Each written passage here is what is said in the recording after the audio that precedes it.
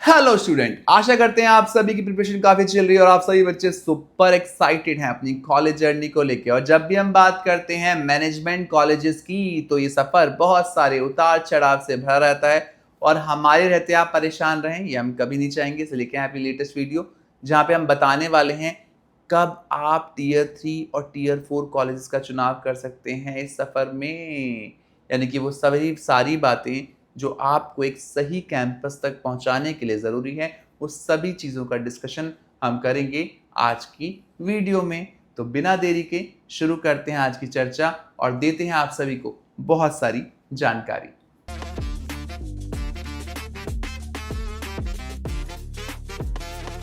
अगर आप भी उन्हीं में से एक हैं जिन्होंने कोई भी एंट्रेंस नहीं दिया है या फिर किसी भी एंट्रेंस में अब तक अच्छा स्कोर नहीं मिला है और चाहते हैं ऐसे कॉलेजेस जहां पे मिले धमाकेदार प्लेसमेंट और अपने करियर को लेके आपको पछताना ना पड़े, तो किन बातों का आपको ध्यान रखना है, कैसे कॉलेज में आपको एडमिशन लेना है, इन्हीं सब चर्चा को आज हम आगे बढ़ाएंगे। और आज की चर्चा को आगे बढ़ाने के लिए मेरे साथ हैं शबनूर, जो स्टूडेंट्स को रिप्रेजेंट करेंगी और बहुत सारे सवालों का जवाब देंगी ताकि आप सबका सफ़र बन पाए सुहाना और आप पहुंच पाएं एक बेहतरीन विकल्प तक। तो सर कुछ ऐसे भी स्टूडेंट्स हैं जिनकी मतलब अंडर ग्रेजुएशन पूरी हो गई और वो किसी भी रीज़न की वजह से कोई भी एंट्रेंस एग्ज़ाम नहीं दे पाए राइट। और लेकिन वो स्टिल करना चाहते हैं अब एमबीए। तो आप उन स्टूडेंट्स को क्या सलाह देना चाहेंगे कि वो या तो ड्रॉप ले लें या अगर वो एमबीए भी करें तो कौन से पॉइंट्स हैं जो उनको अपने दिमाग में रखने चाहिए एमबीए करने के लिए इस साल? देखिए शबनूर, ड्रॉप का विकल्प तो मैं नहीं कहूँगा अगर आपकी यहाँ प्रोफाइल बहुत बेहतर है, जी, आपके थ्रू आउट स्कोर्स बहुत अच्छे हैं 10-12 ग्रेजुएशन के, प्लस जी। आप जॉब कर रहे हैं, आप जस्टिफाई कर पा रहे हैं अपने गैप को, तो आप ड्रॉप लेने का सोच सकते हैं। बट अगर आप बिना जस्टिफिकेशन के आगे बढ़ रहे हैं तो आप बहुत बड़ा ब्लंडर कर लेंगे अपनी प्रोफाइल के साथ, क्योंकि हर साल आपसे बेहतर बच्चे आने हैं मार्केट में। जी। हर साल कंपटीशन बढ़ना है, घटना नहीं है। जॉब्स कम होनी है, बढ़नी नहीं है। जॉब्स भी अभी जो है बहुत ज़्यादा बढ़ नहीं रही है मार्केट में, एक लेवल पे आके जॉब्स रुक गई हैं। तो कहीं ना कहीं जो जल्दी आएगा वो जल्दी पाएगा। तो जितना जल्दी आप प्रोग्राम करेंगे उतना जल्दी आप बेहतर कर पाएंगे। तो यहाँ पे ऐसे बच्चे जिन्होंने कोई एंट्रेंस नहीं दिया है उनको सबसे पहले एक लिस्ट क्रिएट करनी है, कौन कौन से ऐसे कॉलेजेस हैं जिनका खुद का एंट्रेंस है या फिर वो डायरेक्ट एडमिशन ले रहे हैं, प्रोफाइल बेस्ड एडमिशन ले रहे हैं। उन कॉलेजेस में जाके विजिट करना है। विजिट करने के बाद कैंपस का करिकुलम चेक करना है, कैंपस की फैकल्टी को मिलना है, बिकॉज करिकुलम और फैकल्टी बहुत इंपॉर्टेंट रोल प्ले करते हैं। और अपने इंटरेस्ट को भी देखना है कि वो किस पर्टिकुलर फील्ड में बेहतर कर सकते हैं। उसी हिसाब से अगर वो कॉलेज का चुनाव करते हैं तो एक बेहतर कॉलेज तक पहुंचते हुए वो अपनी जर्नी को शुरू कर सकते हैं और एक बेहतर मुकाम हासिल कर सकते हैं। तो सर अभी तो हमने उन स्टूडेंट्स की बात कर ली जिन्होंने कोई एंट्रेंस ही नहीं दिया हुआ है, but there are many students जिन्होंने एंट्रेंस भी दिया हुआ है और जिनके स्कोर्स इतने अच्छे नहीं हैं। तो उनको आप क्या बोलना है, मतलब उनको आप क्या एडवाइस देना चाहेंगे कि वो किस तरीके से एक सही कॉलेज को अपने लिए चूज करें? देखिए, जिन बच्चों का स्कोर अच्छा नहीं है और बेहतर स्कोर्स नहीं ले पाए हैं उनको सबसे पहले अपने रिजल्ट को एक्सेप्ट करना सीखना होगा। क्योंकि हम अक्सर देखते हैं नहीं सर इस साल नहीं आया, अगले साल बहुत बेहतर आ जाएगा, उससे अगले साल। ये आपका आईएएस का पेपर नहीं था, ये एक नॉर्मल एग्जाम था। आपको सोचना पड़ेगा कि अगर नहीं आया तो इट्स ओके, वो आपकी डेस्टिनी थी। अब जो आपके हाथ में है उसे आपको देखना है, बनाना है। कई बार ऐसा होता है आप किसी छोटे कैंपस से पढ़ाई करते हैं, वहां से भी आप 20 लाख 25 लाख का प्लेसमेंट ले जाते हैं जी। तो जिन बच्चों ने पहले रोना सीख लिया वो एंड तक रोते ही रह जाते हैं, है ना। तो यहाँ पे युद्ध का एक माहौल बन चुका है, करो और मरो की स्थिति है। अगर आप घर बैठ जाते हैं, अगले साल का वेट करते हैं, तो आप अपने आप को कमजोर ही करेंगे, आप आगे जाके मजबूत नहीं बन पाएंगे, आपसे ही बेहतर बच्चे आ जाएंगे। तो जो मैंने उन बच्चों को सलाह दी जिन्होंने एंट्रेंस नहीं दिया, वही सलाह आपके लिए रहेगी। जो भी कैंपस आपकी प्रोफाइल के अकॉर्डिंग आपको एंटेन कर रहा है, आपको उन सारे कैंपस को विजिट करना चाहिए। खास तौर पे आपको कैंपस मेट्रो सिटीज़ में देखने चाहिए, जहाँ पे अफसर ज़्यादा हो, अपॉर्चुनिटीज़ ज़्यादा हो, जहाँ पे इंटर्नशिप आपको अच्छी खासी मिल रही हो, जहाँ पे अच्छी फैकल्टी हो, वहाँ पे आपको जाना चाहिए। साथ ही साथ आपको करिकुलम पे भी ध्यान देना चाहिए। साथ ही साथ स्पेशलाइजेशन के चुनाव में बहुत सारे बच्चे गलती करते हैं, जो अपना जो बैकग्राउंड होता है उस पर बिल्कुल ध्यान नहीं देते हैं और स्पेशलाइजेशन वो ऑप्ट कर लेते हैं जो सुनी सुनाई स्पेशलाइजेशन है। तो वैसी गलती बिल्कुल ना करें, प्रॉपर एनालिसिस करें, प्रॉपर एनालिसिस करते हुए अपनी चीज़ों को आगे बढ़ाएं। और इस एनालिसिस में आपको हो सकता है किसी काउंसलर की सपोर्ट भी पड़े, तो अच्छे लोगों से संपर्क करें, अच्छे लोगों से बात करें, कोशिश ये करें उनसे मिल के बात करें ताकि आप बेहतर मुकाम पे पहुंचने में सफल हो पाएं। तो सर आपने दोनों तरीके के स्टूडेंट्स की बात कर ली, अब मैं थर्ड कैटेगरी की भी बात करती हूँ कि कुछ स्टूडेंट्स ऐसे होते हैं जो कि डोनेशन के थ्रू जाना चाहते हैं या कोई बैकडोर एंट्री लेना चाहते हैं, तो आप उन स्टूडेंट्स को क्या बोलना चाहेंगे, क्या अपनी एडवाइस देना चाहेंगे उन्हें? देखिए शबनूर, ये कुछ नहीं होते, बहुत सारे स्टूडेंट्स होते हैं मेरे पास, ऐसे कॉल्स आते ही रहते हैं। जब से मैं यूट्यूब पे हूँ तब से काफ़ी सारे पेरेंट्स भी कॉल करते हैं, बच्चे भी कॉल करते हैं। बट देखिए, आप अपना गड्ढा खुद ही खोद रहे हैं जी। अगर आप उस रेस में भागना चाहते हैं जहाँ पे सभी घोड़े हैं और आपका पैर खराब है, तो आपकी जीतने की संभावना है, पर वो सिर्फ फिल्मों में, रियलिटी में नहीं। रियलिटी में आपको पता है कि आपके साथ बहुत बड़ी दिक्कत है, आपका एक पैर काम नहीं कर रहा है। वो पैर आपको काम करना ना पता चला, कब पता चला उस पैर का? जब आपने एंट्रेंस दिया, जब आप उस एंट्रेंस में लड़खड़ाए, जब आपका रिजल्ट आया। तो मैंने आपको पहली बात में कहा कि आपको अपने स्कोर्स को समझना, उनको समझ के आगे बढ़ना बहुत ज़रूरी है। लाइफ में हम कई बार फेल होंगे, कई बार हम गिरेंगे, बट गिरने का मतलब ये नहीं है कि हम लेट जाएं वहीं पे। गिरने का मतलब उठना है ना? हर दिन के बाद आपको नेक्स्ट दिन भी जीना है और खुल के जीना है, अच्छे से जीना है।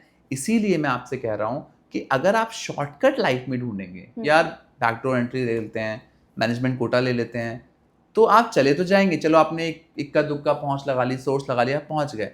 अब जिस कॉलेज में आप गए हो, क्या कंपनी आपको वहां पे लेने आएगी? वो उन 90% बच्चों को लेने आएगी जो सारे धुरंधर हैं, जो अपनी मेहनत से वहां तक पहुंचे। और वो लोग क्या मेहनत करना बंद कर देंगे आपके आने के बाद? वो आपसे ही बेहतर मेहनत करेंगे और तब भी आपसे बेहतर खड़े होंगे। तो जो गैप था ना आप में और उनमें, वो हमेशा रहेगा जी, वो बड़ा ही बनता जाएगा दिन पे दिन, क्योंकि वो लोग मेहनत करना छोड़ेंगे नहीं, वो लोग और भी ज्यादा मेहनत करेंगे अपने आप को प्रूव करने के लिए। ये सब फिल्मी कहानियां होती हैं कि एक आदमी ने मेहनत शुरू करी और 50 लोगों से आगे बढ़ गया। हाँ, होता है, रेयर कंडीशंस होती हैं, मैं उसको झुकलाऊंगा नहीं, आदमी अपनी मेहनत से कुछ भी अचीव कर सकता है। बट मोस्टली कंडीशंस में बच्चे का जुनून सिर्फ तब तक रहता है जब तक उसको चीज़ नहीं मिल पाई है। जब उसके हाथ में वो चीज़ आ जाती है तो उसकी वैल्यू भी खत्म हो जाती है, उसकी मेहनत भी कम हो जाती है, जो मैंने अक्सर देखा है। तो आप वहाँ जाके फेलियर के चांसेस ज़्यादा होंगे। मेरे हिसाब से आपको ये डोनेशन वाले विकल्प की तरफ नहीं बढ़ना चाहिए। आपको अपने प्रोफाइल के अकॉर्डिंग, अपनी चीज़ों के अकॉर्डिंग आपको अपने लिए कैंपस ऑप्ट करना चाहिए और उन्हीं कैंपस में आपको बेहतर परफॉर्मेंस देते हुए अपने सफ़र को आगे जारी रखना चाहिए। तो सर अब एक बहुत ज़रूरी क्वेश्चन है, जब टियर 1 और टियर 2 की बात आती है तो सारे पॉजिटिव पॉइंट्स ही हमें मिलते हैं ज़्यादातर, बट जब टियर 3 और टियर 4 की बात आती है तो ज़्यादातर नेगेटिव पे फोकस स्टूडेंट्स और उनके पेरेंट्स रखते हैं। बट मैं आपसे जानना चाहती हूँ कि अगर हम टियर 3 और टियर 4 में भी कुछ पॉजिटिव देखना चाहें, जो पॉजिटिव पॉइंट्स उनके पास होते हैं, तो वो क्या आप बताना चाहेंगे? देखिए, टियर 3 और टियर 4 का सबसे बड़ा पॉजिटिव पॉइंट क्या है शबनम, पता है आपको? जी। क्या? वहाँ पे सबसे ज़्यादा लगन और मेहनत देखने के लिए मिलती है, क्योंकि उन कॉलेजेस को टियर 2 और टियर 1 की कैटेगरी में आना है। हाँ। जो इंसान पहले ही नंबर 1 पे आ गया, शायद से उतनी मेहनत ना करे। जो यहाँ है उसको हमेशा उठने की, बढ़ने की आगे चाहत होगी। ट्रू। तो यहाँ पे जो बच्चे होते हैं उनकी मेहनत का लेवल अलग लेवल का होता है, उनका स्ट्रगल अलग लेवल का होता है, और ये स्ट्रगल ना बहुत कुछ सिखाता है। मैंने रिसेंट में एक पॉडकास्ट किया था एक एचआर के साथ जी। और वो काफ़ी बड़ी मल्टीनेशनल कंपनी में एचआर हैं, और उन्होंने बताया कि जो हमारे यहाँ टियर 3 टियर 4 का बच्चा आता है ना, वो जल्दी से हार नहीं मानता, क्योंकि वो उस लेवल का स्ट्रगल कर पाता है जो शायद से टियर 2 टियर 1 के कैंपस के बच्चा ना कर पाए। वो उस लेवल का स्ट्रगल नहीं कर पाते कई बार, उनको सब कुछ पका पकाया उनकी प्लेट में चाहिए होता है। बट ये बच्चा खुद बनाना भी जानता है, खाना भी जानता है और परोसना भी जानता है, तो कहीं ना कहीं ये बच्चा उस स्ट्रगल का पार्ट बन जाता है। और क्योंकि आपको दिख जाता है लाइफ में कि जो ग्रोथ होती है वो ग्रेजुअली होती है, हाँ।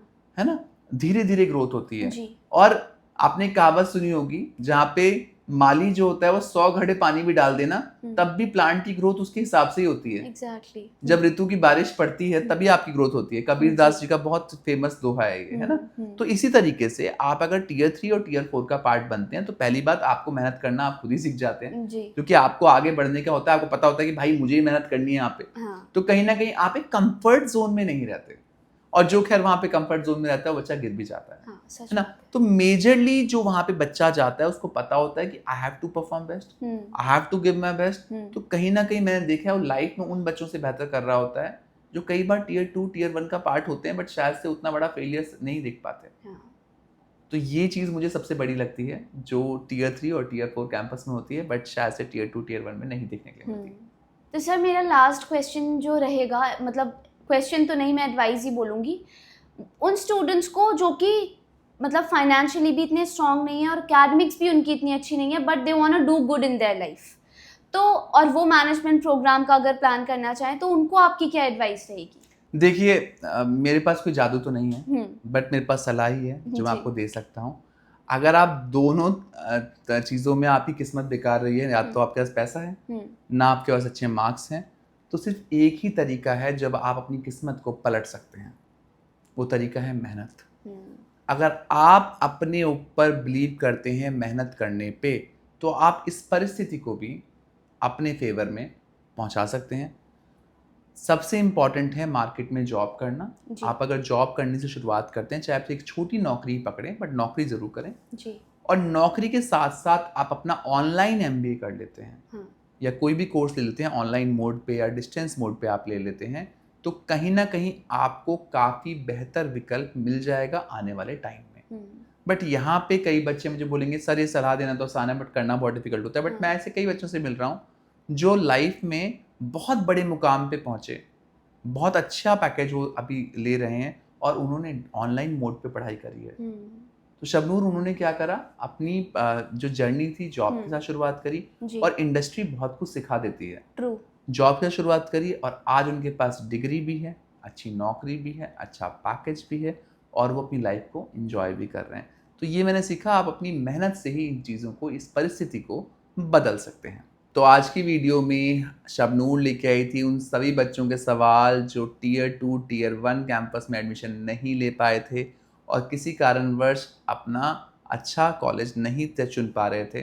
तो हमने पूरा प्रयास किया आज उन सवालों को लेने का जिनसे आपकी ये 2025 की जर्नी सॉल्व हो सकती है।